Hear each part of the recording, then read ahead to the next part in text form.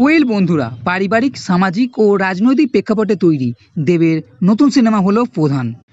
বাস্তব জীবনে যেটা ঘটে থাকে, যেটা আমরা জানি, গ্রাম পঞ্চায়েতের দুর্নীতি, পুলিশ নেতার কারসাজি, টাকা আত্মসাৎ করা, এইসব এক বাস্তব চিত্রটাই দেব তার নতুন এই সিনেমাতে দেখিয়েছেন। এই সিনেমাতে দেব একজন পুলিশ অফিসার, নাম দীপক প্রধান। ধর্মপুর নামক এক গ্রামে সুষ্ঠু পঞ্চায়েত নির্বাচনের জন্য নতুন বিয়ে করা বউয়ের সঙ্গে এখানে আসে। এইবার এখানকার পঞ্চায়েতের যে প্রধান জটিলেশ্বর, তার যেসব দুর্নীতি আছে তার সঙ্গে ঝামেলা শুরু হয়। এবং এক মাস্টার মশাইও আছে, পরাণ বন্দ্যোপাধ্যায়, যাকে মিথ্যা দুর্নীতির অপবাদে স্কুল থেকে তাড়ানো হয়।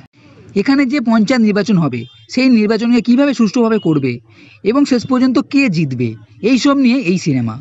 আপনি এর আগে টনিক বা প্রজাপতি এই ধরনের সিনেমা দেখেছেন, সেই ধরনের সিনেমা কিন্তু এটা নয়। এই সিনেমাতে আলাদা কোনো গল্প কিন্তু নেই, বাস্তব জীবনের কিছু ঘটনাই এখানে দেখানো হবে।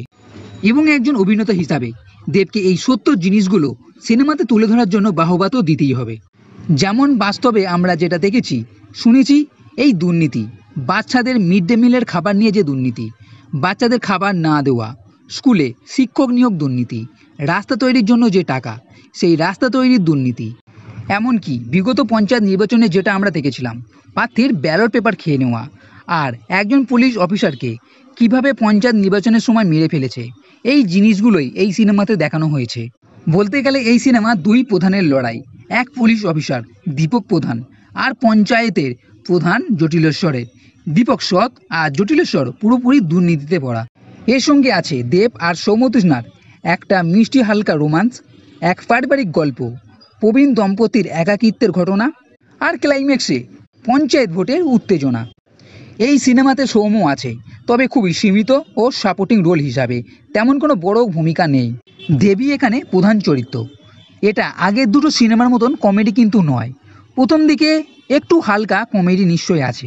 সত্যিকারের ঘটনা হিসাবে এই সিনেমাটা নিশ্চয়ই ভালো বলবো, তবে অনেক অংশে কিছুটা খারাপও লেগেছে। তার কারণ জটিলেশ্বর বস্তিতে আগুন লাগায়, বস্তিতে আগুন লাগানোর পর তার কোনো পরিণতি কী হলো কিছু দেখানো হয়নি, কোনো রেস নেই, হঠাৎ করেই ধামাচাপা পড়ে গেল। জটিলেশ্বর এত দুর্নীতিতে ভরা, তারপরেও গ্রামবাসী মনে কোনো উক্ততা নেই। এছাড়া দীপক এখানে আসার পর যেখানে আছে, ওই মাস্টার মশাই বাড়িতে ঢুকে দলবল নিয়ে পড়ানো স্কুল ভেঙে দিল, তারপরেও কোনো অ্যাকশন নেই, শুধুই ডায়লগ। এই রকম কিছু জিনিস আছে যেগুলো খুবই খাপছাড়া লাগবে। ওভারঅল বলতে গেলে নিশ্চয়ই আপনি এই সিনেমাটা দেখতে পারেন। এখানে সমস্ত জায়গায় দেবী ছেয়ে আছে। এছাড়া অনির্বাণ চক্রবর্তীকে এক আলাদা চরিত্রে দেখতে আপনার বেশ ভালোই লাগবে। তো বন্ধুরা, এই ভিডিও যদি ভালো লেগে থাকে তাহলে লাইক করো, কমেন্ট করো, শেয়ার করো, আর এই চ্যানেলটি সাবস্ক্রাইব করতে কখনোই ভুলবে না। এই ভিডিও দেখার জন্য ধন্যবাদ।